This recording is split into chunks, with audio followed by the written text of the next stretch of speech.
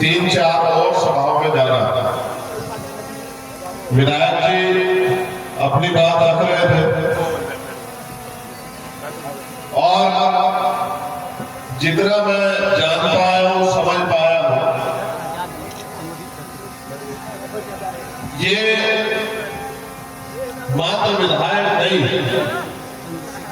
इनके दिल में इस क्षेत्र के प्रति, इस क्षेत्र के लोगों के प्रति दर्द, ये क्षेत्र को अपना परिवार मानता है और महापुरुषों के विचार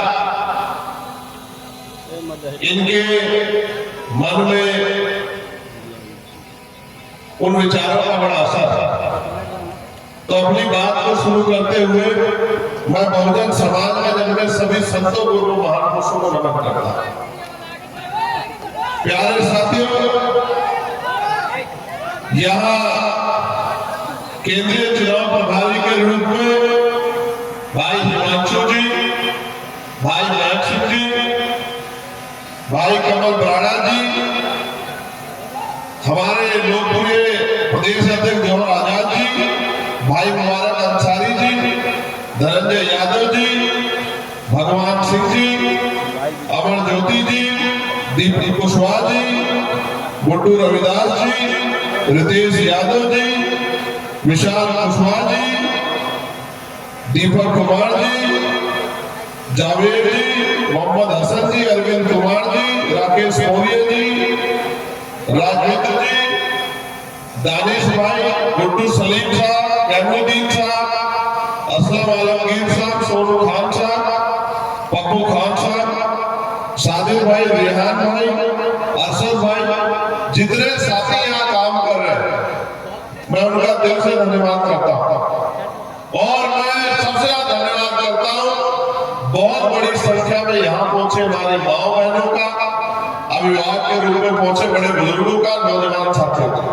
सामान्य साथियों, ये चुनाव है, चुनाव का मतलब चयन करना, चुनना, और आपके सामने बहुत सारे प्रत्याशी, लेकिन मैं जहां तक समझ सकता हूं कि अगर कोई आपका भाई है जो चुनाव के बाद भी आपका, क्योंकि बुरे समय में आप उनको ताकत दे रहे हैं, कमजोर समय में उनकी ताकत बढ़ाने का काम कर रहे हैं, अगर चुनाव के बाद आपके बीच कोई खड़ा रहेगा तो वो भाई फतेह बहादुर सिंह है, जो आपकी आवाज बन के आपकी लड़ाई को लड़ने का काम कर रहे हैं।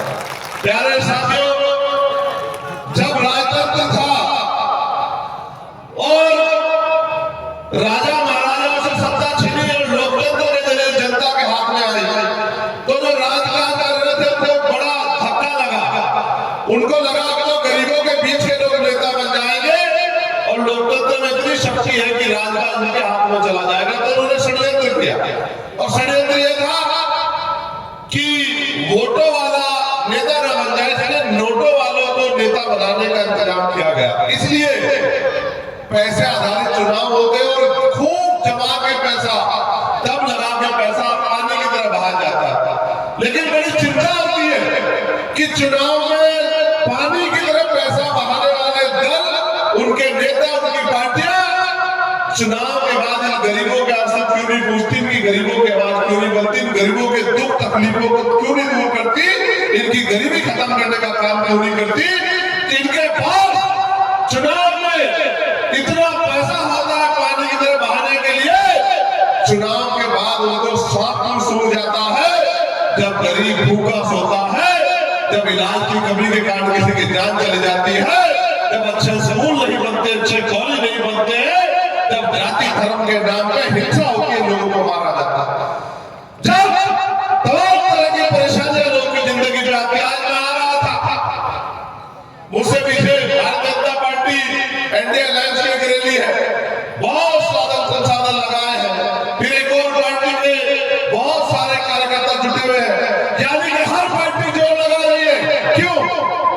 कि वो अपने नेता को जिताकर भेज दे, और जिनकी संख्या ज्यादा होगी उन्हीं के हाथ में राजकाज होगा, ताकत बनेगी। वो अपना काम कर रहे समाज साथियों, और आप लोग अपना काम करो। वो अपने लोगों को ताकत दे रहे हैं, और आप अपने लोगों को ताकत दो जो आपकी लड़ाई को लड़ना चाहते हैं, आपके बाद करना चाहते हैं।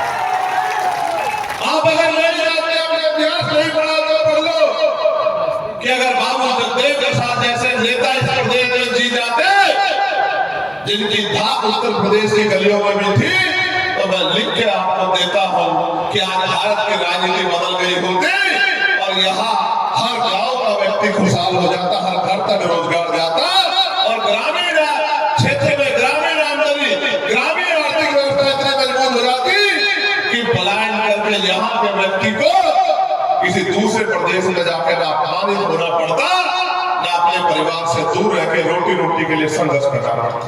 8 घंटे मेहनत मजदूरी करके खूब पसीना बहा के तब जाके रोटी ईमानदारी की सम्मान की रोटी मिलती है। और इस बिहार में 75 साल से आप लोग जूझ रहे हैं।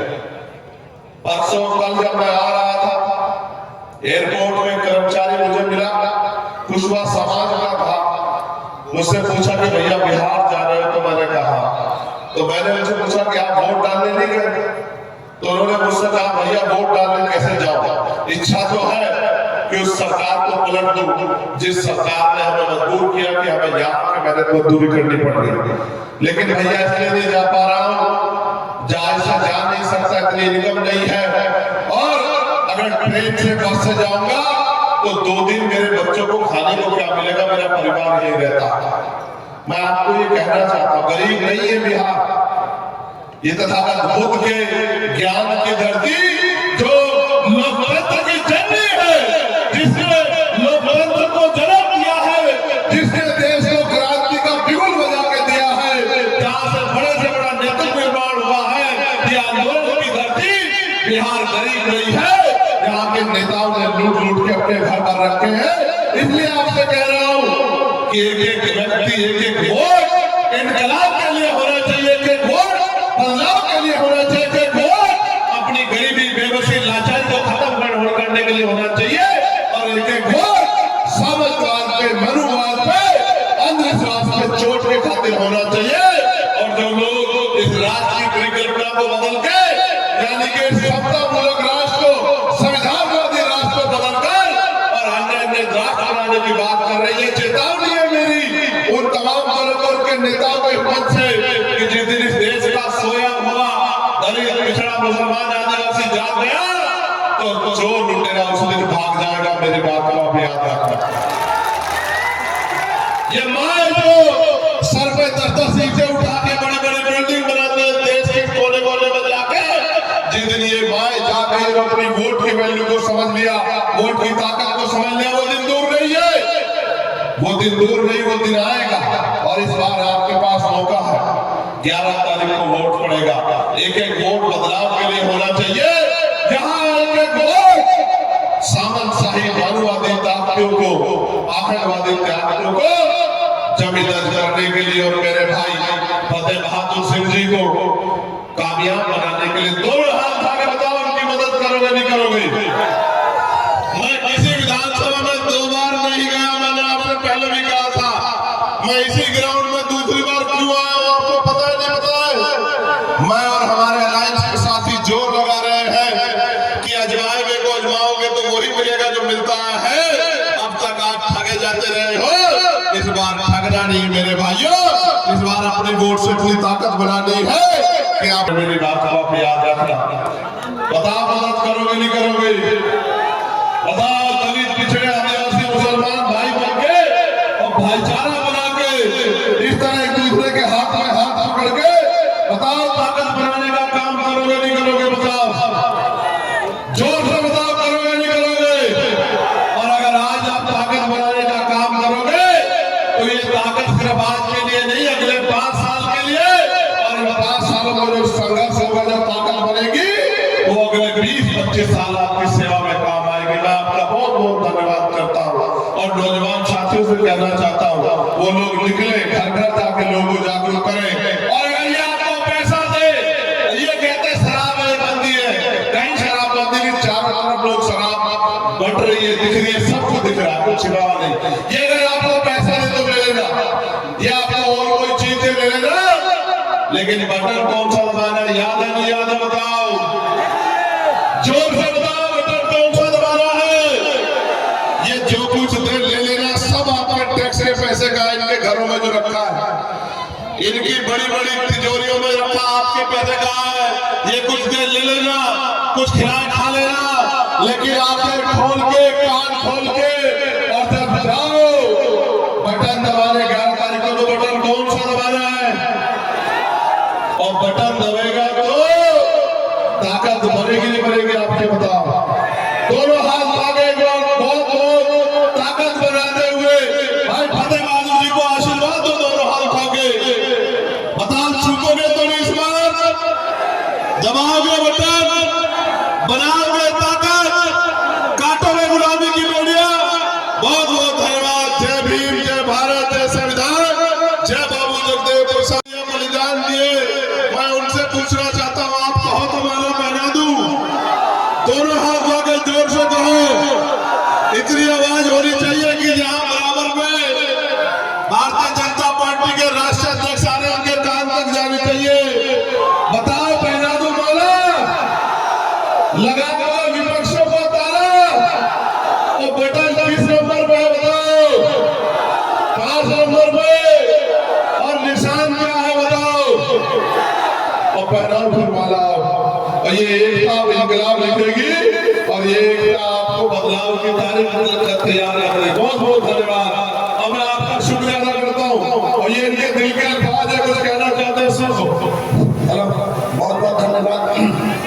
एक पर नारा है, एक अनाउंस है जो सुन लिया जाए।